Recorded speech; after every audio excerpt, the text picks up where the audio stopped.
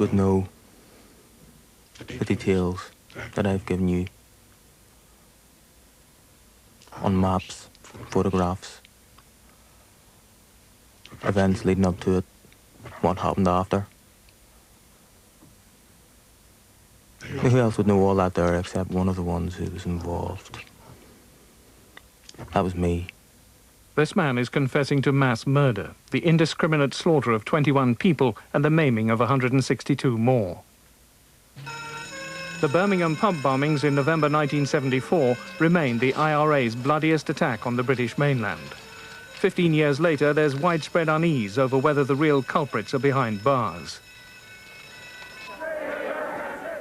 In Dublin last month, thousands took to the streets to show their concern over the conviction of the Birmingham Six, while in Britain, 1 in 6 MPs has added their name to calls for a public inquiry. Tonight, for the first time, a man admits that he bombed the pubs. There never will be, there never can be any justification for taking the lives of innocent people. And again, it's something I will have to live with. There's no one can know what I'm going through. And I've got to live with those nightmares.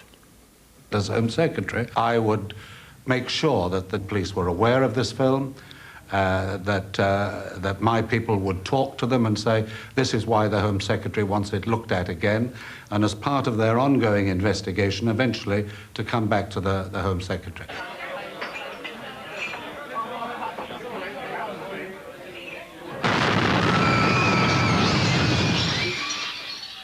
The Birmingham Six protest their innocence while each serves 21 life sentences for murder. They pin their hopes on a new police inquiry which could take them back to court. But hundreds of miles from Birmingham in the Irish Republic, there's detailed testimony about the case which can't be considered by a court. Here we've identified the man we've traced, who now admits he was one of the two who did bomb the pubs. For this unprecedented interview, he adopted a disguise of his own making. The law forbids our broadcasting his voice, and an actor now repeats him word for word. Well, I looked under the bench where I was sitting, and there was a gap between the bottom of the bench and the floor, and I pushed the bag under there with my foot. And again, the other guy said, was it okay now? And I says it was. And so he looked at his watch, as if to make out we were late for an appointment or something, saying, let's go. The carnage of the Birmingham pub bombs shamed even the IRA. It was 11 years before they'd admit the bombs were theirs. It's all right for him coming, now it's all gone. Now it's all over. Public anger was pushed to breaking point. It was answered by the hurried introduction of the Prevention of Terrorism Act and swift arrests. Today, the Birmingham Six remain in prison on the strength of confessions 4 of them signed. 2 years ago, the appeal court rejected evidence from witnesses who supported the men's claims that police had beaten confessions from them. Conservative MP Sir John Farr began challenging the men's conviction in 1980. He doesn't believe the appeal court judgment is the end of the case. I don't think so, because there were many people who were at the appeal court and who listened to surprise with the decision, who were convinced that it was a wrong decision and that it's a case that'll come back, and this particular refusal is just, so to speak, a step on the road to their eventual release. October last year, Gerard Conlon takes his first steps to freedom after 15 years in jail. The release of the Guildford Four, their convictions for IRA pub bombings quashed by the appeal court, focused new attention on the Birmingham Six. Holy innocent man, I watched my father die in a British prison for something he didn't do. He is innocent, the McGuires is innocent. Let's hope the Birmingham Six end. Evidence had been found of police making up confessions in the Guildford case. Now, a former appeal court judge has begun an inquiry. Sir John May has already accepted that 7 others jailed in another case linked to the Guildford bombings were wrongly convicted. The clearing of Annie Maguire and 6 of her family and friends after 15 years of protesting their innocence has intensified pressure on the Home Secretary to hold a public inquiry into the Birmingham case. sooner or later that new inquiry is going to be held, and it would do the Home Secretary's reputation a great deal of good if you set it up here and now. I think if the right honourable gentleman just thinks about the situation for a moment or two, he will agree with me that I am right to say that I will consider carefully what the May inquiry says about... Home Secretary David Waddington won't hold a public inquiry, but he's ordered a further police investigation following submissions by lawyers acting for the six. ...it might have for the safety of other convictions. And I served a 21-day sentence for nothing, for something I don't even know anything about. Gartree Prison, Leicestershire, and the voice of one of the six, Paddy Hill, which we recorded 5 years ago. We called to be charged because on the night that the bombings happened, we were travelling home to Ireland. The 754 connecting with the Belfast ferry is now leaving platform 9. This is a right bloody scramble. There were 6 of us that met at the New Space Station. 5 of us travelled on the train. Earlier that day in the West Midlands, Sinn Féin staged a public farewell for a dead IRA bomber whose body was sent back to Belfast. He'd blown himself up trying to bomb a telephone exchange. James McDade had been known to some of the six since childhood. The 5 going to Belfast planned to go to his funeral. A martyr's send-off for a bomber from a region plagued by IRA bombs prompted public protest. More than 50 bombs had caused £500,000 worth of damage. A bomb disposal man had been killed. There had been this whole chapter of outrages. And the police, and quite rightly so, were not necessarily under pressure from the Home Secretary, but they are certainly under pressure from public opinion to get results. Train arriving at platform 2 is a 755 Birmingham connecting with the Belfast ferry. When 5 of the 6 got off the train to catch the Belfast ferry, they were stopped by the police.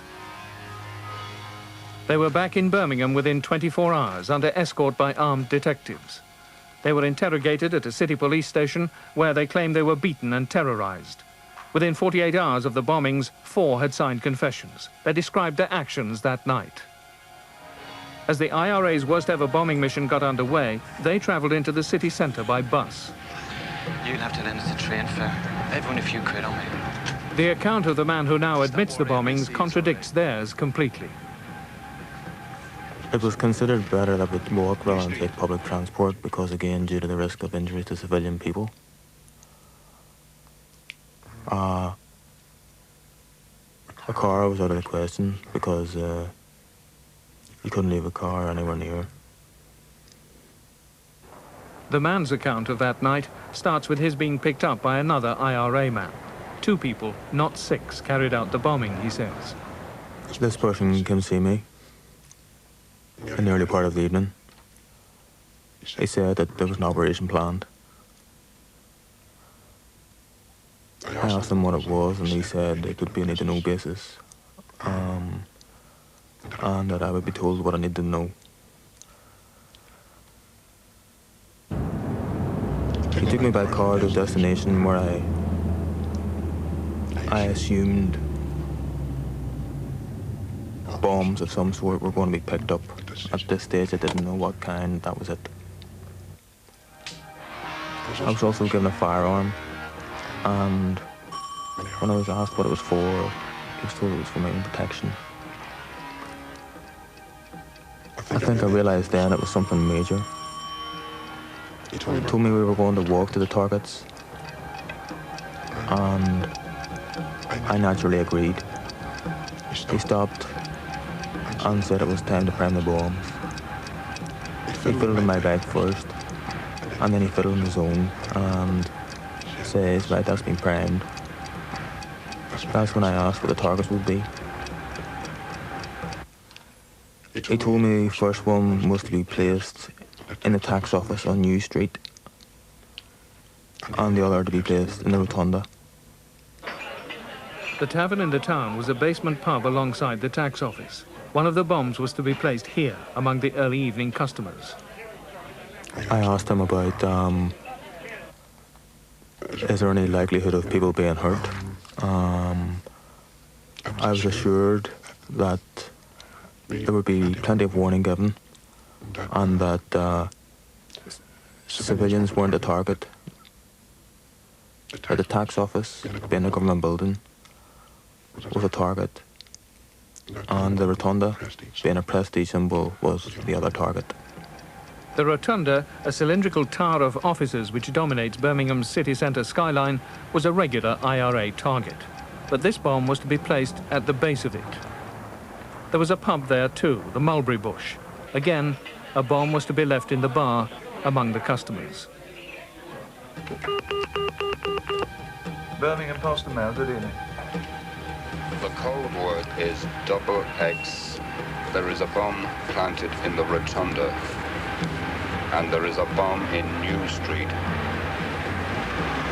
At the tax office, the code word is XX. Hello? The man who admits the bombing says he believed a warning call would allow the pubs to be cleared of people. But within 6 minutes, the first bomb exploded in the Mulberry Bush at the base of the rotunda.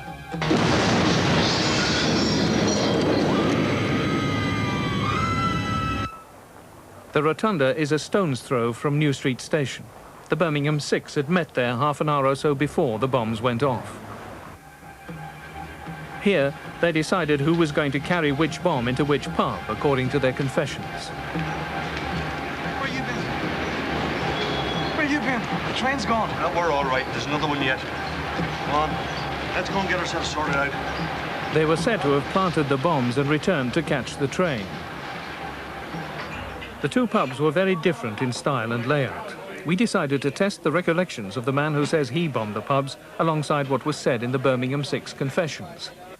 To test the man's confession, we used unpublished official photographs and scale plans to construct computer-generated models of the two pubs.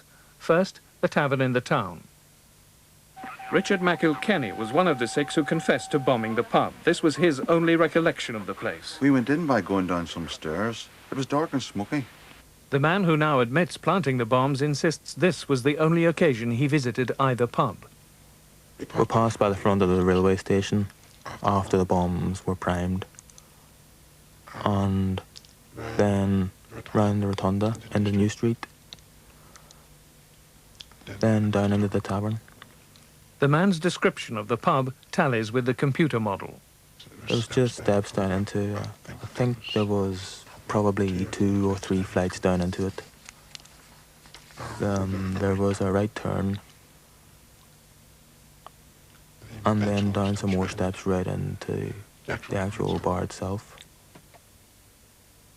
John Walker, the other one of the 6 who confessed to bombing the tavern, said only, I know we went down 2 lots of stairs. It was packed. He said nothing of what he could see from the bottom of the stairs. The bar was directly ahead of me, straight ahead. And around the wall were alcoves with possibly wall lights lighting up each alcove, and a few tables and chairs spread here about. The bar was like a horseshoe shape, if I recall. It was pretty crowded with people standing around it. I couldn't get in to get a good look at it. I think possibly I noticed the toilets were at the very back, that's to the left as you come down the stairs, at the very back. They were on a separate wall at the base, to the back of the bar. I mean, for me to be able to see them from the stairs, it would be like the doors are facing me when I look left from the bottom of the stairs. Again, his recollection matches the computer model. The upholstery on the chairs and on the benches, I seem to have, as it were, more of an impression of things being red, so they could have been possibly red. Forensic experts combed through the wreckage of the tavern in the town, examining tiny fragments. The upholstery, they confirmed, had been red. He has a knowledge of the inside of these two pubs, which would not be possessed unless he had actually been there for a specific purpose, compared to the Birmingham 6, who, in their particular trial, there was no great detailed knowledge displayed by any of the 6 of the whereabouts or details of the interior of the two pubs concerned. There's even less information about the Mulberry Bush in the confessions of the Birmingham 6. Hugh Callaghan, one of those who admitted bombing the pub, gave no description of it at all. I'd never been in the Mulberry Bush before. I seem to remember that if you came in through the front doors of the Mulberry Bush, You could walk directly straight to the bar. 15 years after the bombings, his recollection matches our computer model of the pub. Billy Parr, the other one of the Birmingham Six who confessed to bombing the pub within 24 hours, gave the only convincing detail of entering the bar. I walked in from the left-hand side as I came to it. I turned right inside and down a couple of steps. We entered by the back entrance. I could be wrong, but I think I remember some stairs of some sort. If you come in through the back door, you have to turn round to your right to reach the bar. And there was a table and chair sitting just to the right as you walked in through the back entrance. And that's where the bomb was placed, against the wall, under the chair. Only two groups of people can say with any precision how the Birmingham pubs were bombed and where the bombs were planted. There's the few who've had access to the detailed findings of experts who sifted through the wreckage, and there are those who actually planted them. John Walker, who confessed to bombing the tavern in the town with another of the six, said, "We went straight to the bar. I said, let's get out. We put the parcel down." Using unpublished plans and photographs and details buried in the scientists' findings, it's possible to test an account of how and where the bombs were planted. We first showed a plan to the man who admits he planted the bombs. This being New Street here, and this being the entrance to the tavern here. We come up New Street and then through this way here, down the stairs, and then the short flight of stairs here, the bar being directly ahead of us.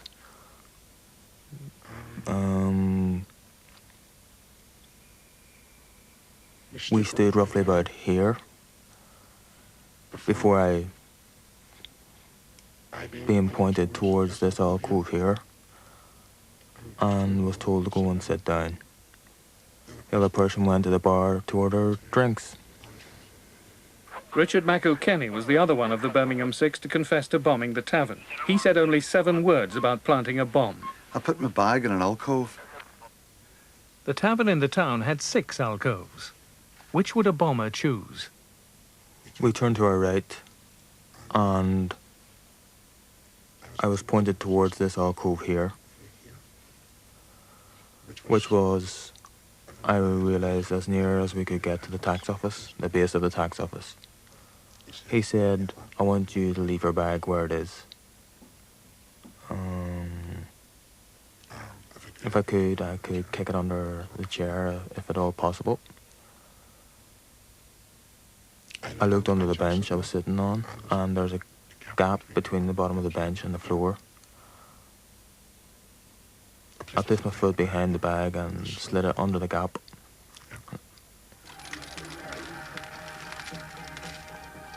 Like I say, I only stayed for a couple of minutes and I was extremely nervous. He looked at his watch as if we were late for an appointment or something, and he said, "Right, let's go." He was carrying the other bag. So we walked up the stairs again. I left my bag where it was. There was the clearest evidence of the seat of the explosion, a hole blasted through the concrete floor. No plans have ever been published which show where. We challenged the man who admits he's a bomber to mark where he left the bomb. I had the bag at my feet, here. And then I was told to leave my bag where it was. With my feet, I pushed it under the bench, here.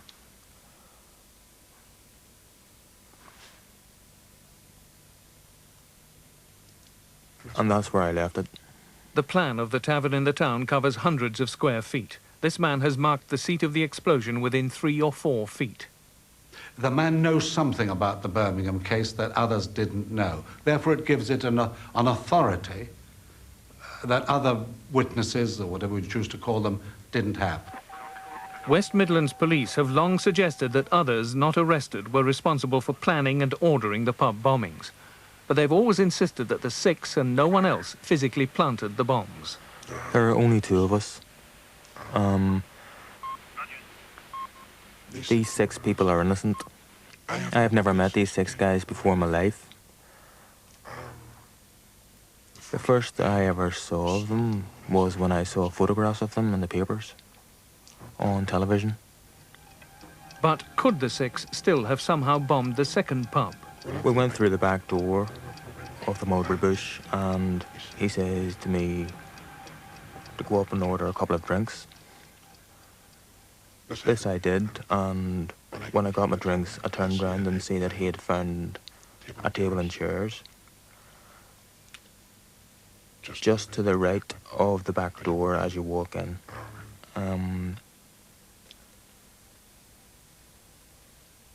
It was also as close to the wall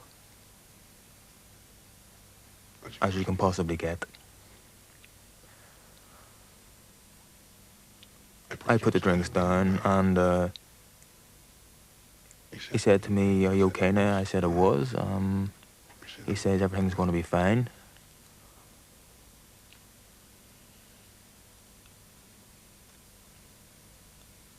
Again, he looked at his watch, and he says, "Right, it's time to go." And we got up and walked out. He left his bag where we were sitting.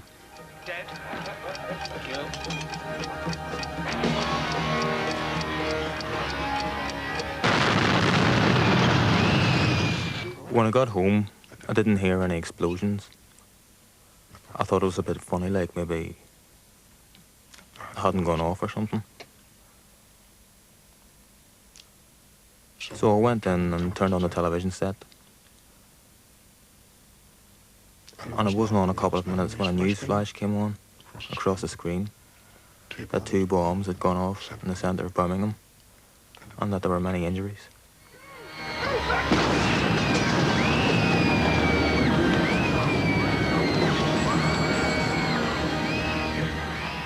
Hugh Callaghan, one of the Birmingham 6 who confessed to bombing the Mulberry Bush, said he'd put a bomb in a plastic bag outside the pub. Billy Power, the other one of the 6 to confess, said he'd put 2 plastic bags of bombs by the jukebox in the centre of the pub.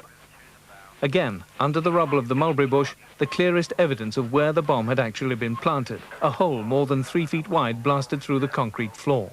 Again, its precise location has never been published. Again, we used a plan to challenge the bomber to mark where the bomb was planted. I went to the bar, and when I came back with the drinks, the other person had sat,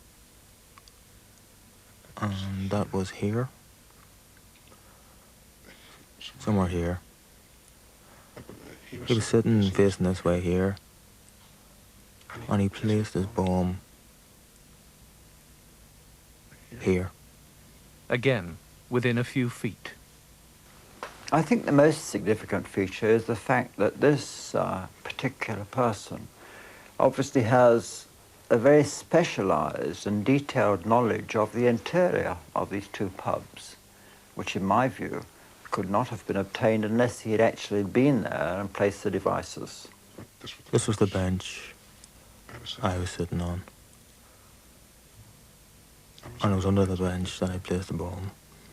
One photograph among the mass of pictures and plans had a remarkable impact on the man who admits the bombings. In seconds, he located this picture as the alcove where the bomb was planted in the tavern in the town. My immediate reaction is that all those people who were in there got killed.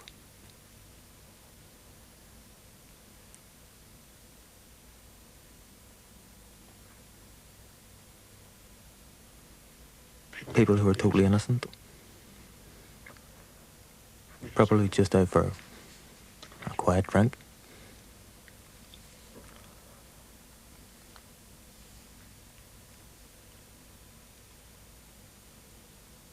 It's just one big horrible mistake.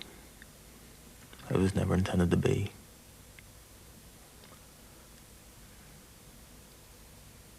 Never intended to be.